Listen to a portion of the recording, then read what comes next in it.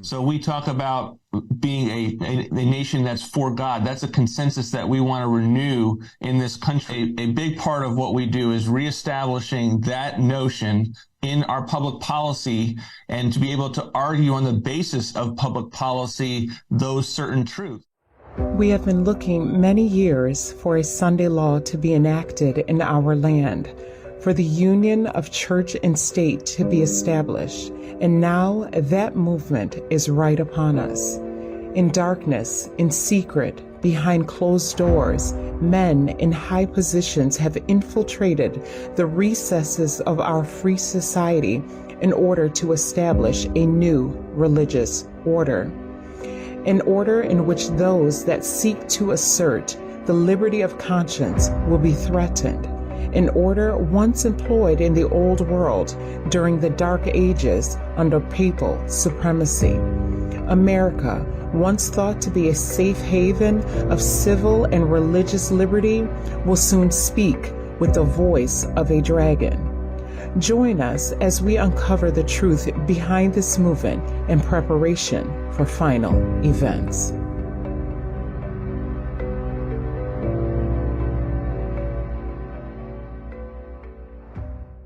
This 920-page document would usher in the most conservative executive branch in modern American history, if enacted. It's called Project 2025. Its pages offer new administrations a blueprint for executing a right-wing agenda. Former President Donald Trump has distanced himself from Project 2025. Number one, I have nothing to do, as you know, and as she knows better than anyone, I have nothing to do with Project 2025. That's out there. I haven't read it. I don't want to read it purposely. I'm not going to read it. Notwithstanding, I expect you to hear 10 more times from the rally, the president, distancing himself from the left's boogeyman of Project 2025. Yeah. And you're not worried about that? No, I'm not worried. He's very supportive of what we do. He's been at our organization. He's raised money for our organization. He's blessed it. Heritage does such an incredible job, and they're going to lay the groundwork and detail plans for exactly what our movement will do and what your movement will do when the American people give us a colossal mandate to save America. And that's coming. That's coming. For as many times as Donald Trump tried to distance himself from Project 2025, the issue was always that Donald Trump is not someone who pays close attention to the details of policy and to policy proposals. It was always up to other people who were going to implement a lot of the things that he wanted to do or to implement their own agendas once they were empowered by him. The president-elect tried to say repeatedly he didn't even know the people who wrote it, but he clearly does, because there are at least 6 people so far that he has named to be in his administration who authored chapters or contributed in some way to Project 2025. That includes Russ Vought. It also includes Tom Homan, who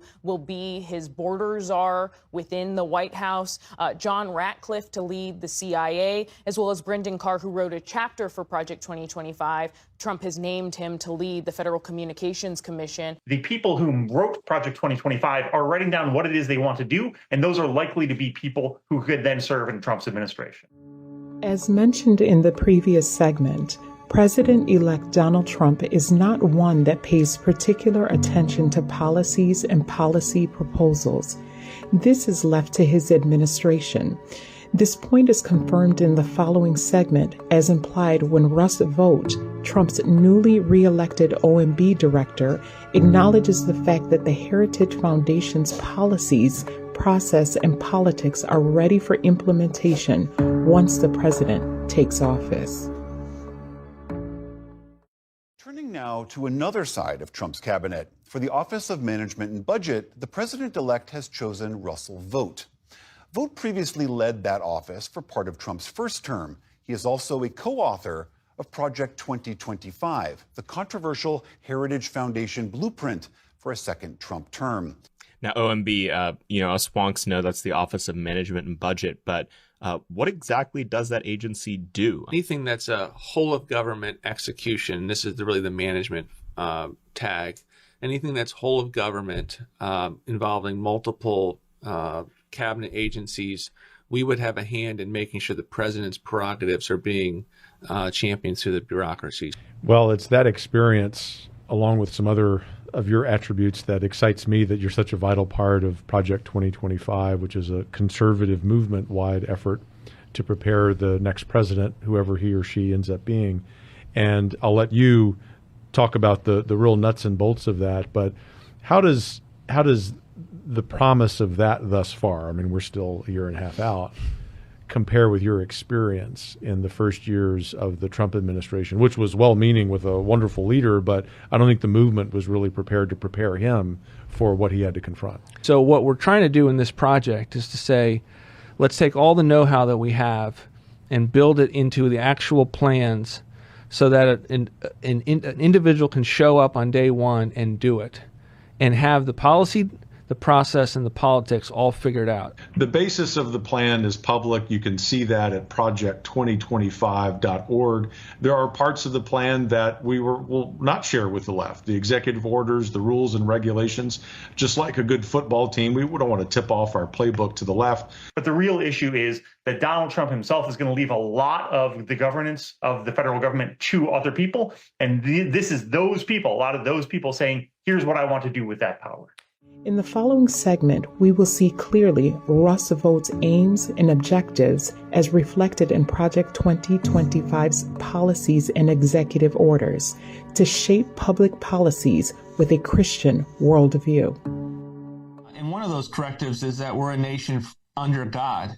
So we talk about being a nation that's for God. That's a consensus that we want to renew in this country, that we have religious liberty, but it cannot come from this notion that a country isn't understanding the reality that it has to obey God, and there is only one true God, and that is Jesus Christ our Lord. You hit upon the first priority of our organization is to regain a notion in this country, a consensus that we're not a secular country, that we are a Christian nation as founded, and that should be shared by everyone, even if they have religious liberty for another faith, but that to the extent that you don't have that consensus, you have a culture and a nation that just disintegrates. So I want to make sure that we can say we're a Christian nation, and my viewpoint is mostly that I would probably be Christian nationism.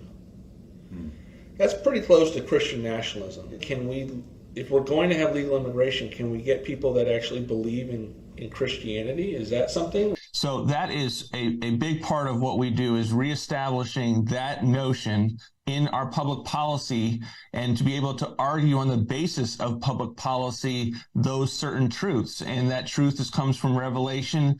And that doesn't mean that everyone agrees with it, but can we at least have Christians in the public policy realm that argue from their perspective that they hold, as opposed to kind of this Christian secularism. And all I'm saying is that we're meant to be a Christian nation. We should be a Christian nation. We should provide religious liberty for everyone in this country to practice their faith. But that the Constitution, the system doesn't work. Western civilization does not work without the underpinnings of a Judeo-Christian worldview that is the bedrock for all of our laws. So it is not unnatural for Christians to be a part of the political sphere, the public square, and to say, this is what I believe, this is the bedrock for which I believe it, and to have it reflected in our laws, in just policies. We love individual rights. Individual rights flow from a creator, but individual rights have to be understood within healthy laws and just societies. And that's one of the reasons we sent the Center for Renewing up, because we looked at the last 40 years of our country, even on the conservative right, and said, you know what, we are godless. We are largely secular. We think that the economy alone should be the decider of all of decisions. And that ultimately is not an inspiring worldview to rally the country to. That's how we have lost our country, is when the right, the people who believe in God, that God is the measure of all things and not man is the measure of all things, which is really the continental divide between right and left.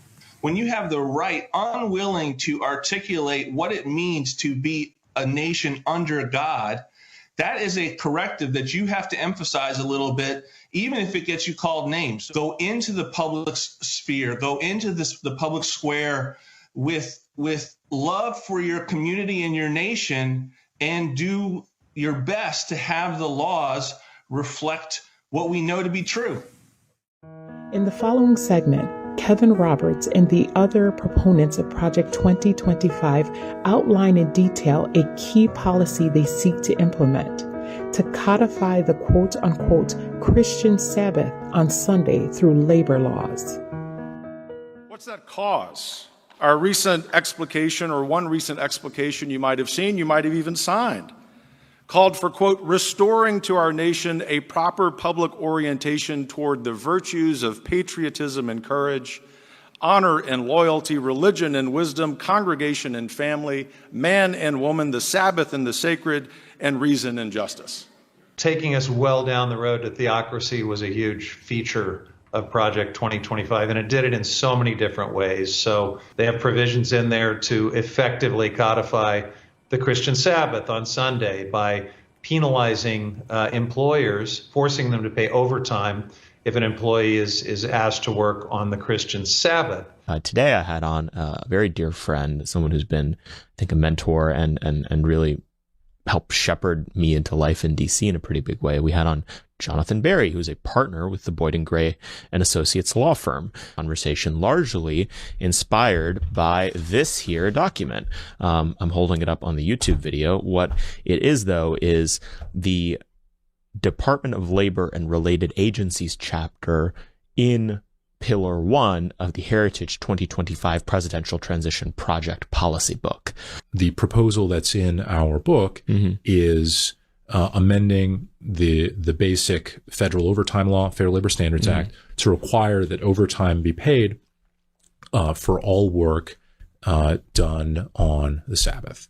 Interesting. Yes. Yeah. So I don't think I don't think Congress has the authority to mandate like a national closing on the Sabbath. That was always a state decision to do that. But let me add, it was always a state decision to do that. The Bible prophesied in the last days, America, the lamb-like beast, will speak as a dragon. In this final segment, we will take a glimpse into the mindset of those behind this movement and the ferocity in which they seek to achieve their agenda. But the notion that we're going to solve this by just going along with the way we've done it for the last 40, 50 years, and our side thinking this is, we just win this court case, everything will be successful. No, we are ready with the types of battle plans that are necessary to save the country. What we're doing here is building not just for 2025, Steve, but for the next century in the United States. And that's why MSNBC and that history professor have lost their ever-loving minds, because they've never seen the political right be this organized, this focused, this rational about taking power and actually using it appropriately, as the Constitution says. We're not going to save our country without a little confrontation. And if you're not willing to count the cost, I don't want to serve with you. I really do not want to serve with you in government if you have not been willing to acclimate yourselves to the possibility that you will have to spend a night in jail, that you will have to tell your family you may not see me for a while. That is the only mentality that we will save our country. And when we all start understanding it, that courage is contagious, we will have an army of people that are ready for the conflict that is coming with regard to what the left will throw at us and the types of policies and proposals, all constitutional, that are necessary for us to stand in the breach. America cannot and will not survive otherwise. Our time calls for an American crusade, yes, a holy war for the righteous cause of human freedom. And if we don't crusade a holy war, a righteous holy war for freedom, we're not going to save it. I come full circle in this response and just want to encourage you with some substance that we are in the process of the Second American Revolution, which will remain bloodless if the left allows it to be. The Sunday movement is now making its way in darkness. The leaders are concealing the true issue. And many who unite in this movement do not themselves see whither the undercurrent is tending. Its professions are mild and apparently Christian, but when it shall speak, it will reveal the spirit of the dragon. The time is not far distant when the world will be compelled to worship on Sunday, which is the mark of the beast. The Sabbath will be the greatest test of loyalty, for it is the point of truth especially controverted. When the final test shall be brought to bear upon men, then the line of distinction will be drawn between those who serve God and those who serve him not. Jesus said, "If ye love me, keep my commandments, for blessed are they that do his commandments, that they may have right to the tree of life, and may enter in through the gates into the city.